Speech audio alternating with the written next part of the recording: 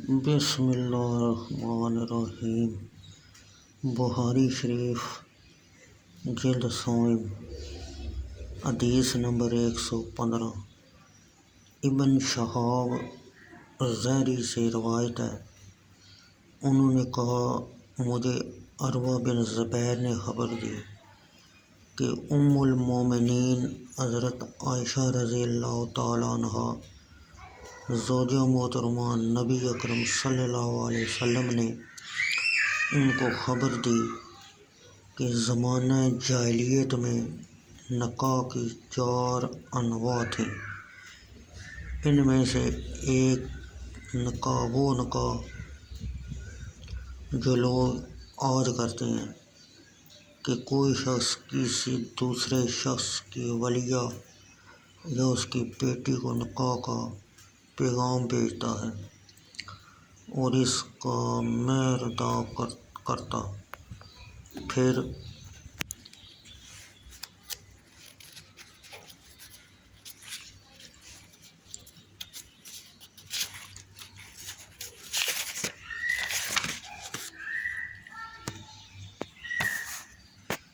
اس سے نکاح کرتا۔ دوسرا نکاح کی صورت یہ تھی کہ جب عورت حیض سے پاک ہو جاتی تو مرد اپنی بیوی سے کہتا فلاں کی طرف پیغام بھیج کہ وہ تجھ سے جمع کرے، حتیٰ کہ اس عورت کا حمل اس مرد سے جس سے اس نے جمع کیا ظاہر نہ ہو جانا۔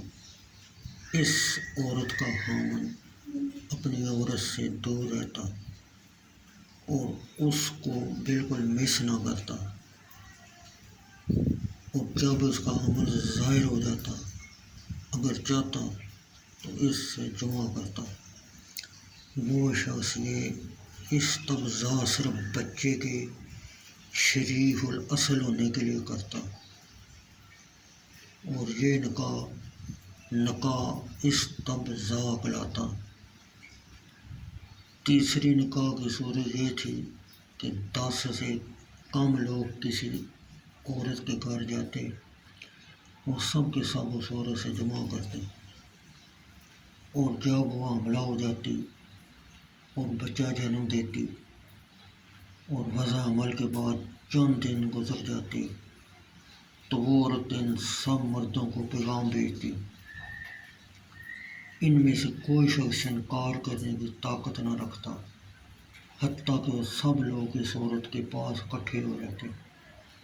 وہ عورت ان سے کہتی تمہارا جو معاملہ ہے تم اس کو جانتی ہو، میں نے بچہ جنم دیا ہے، اور یا فلاں یہ تیرا بچہ ہے، اور جس کو چاہتی اس کا نام ذکر کرتی تو وہ بچہ اس کا مانا جاتا۔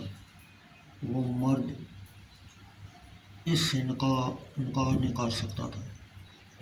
چوتھی نکاح کی صورت یہ تھی کہ بہت زیادہ لوگ جمع ہو جاتے اور وہ اس بدکار عورت کے گھر جاتے، اور جو شخص اس کے پاس جاتا وہ اس کو منع نہیں کرتی، اور یہ وہ فحش عورتیں تھیں جنہوں نے اپنے دروازوں پر جھنڈے نصب کیے ہوئے تھے، اور وہ جھنڈے اس کا امتیازی نشان تھے۔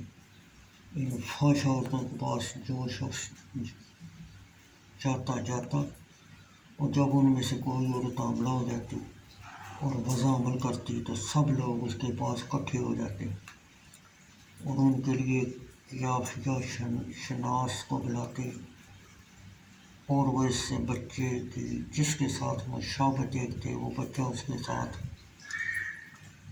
لحق کر دیتے۔ وہ اس کے ساتھ مل جاتا اور وہ اس کا بیٹا پکارا جاتا، اور وہ شخص کا انکار نہیں کر سکتا تھا۔ اور جب محمد صلی اللہ علیہ وسلم حق کے ساتھ مبعوث فرمائے گئے تو آپ نے اس مروجہ نکاح کے سوا زمانہ جاہلیت کے سب نکاح ختم کر دیے۔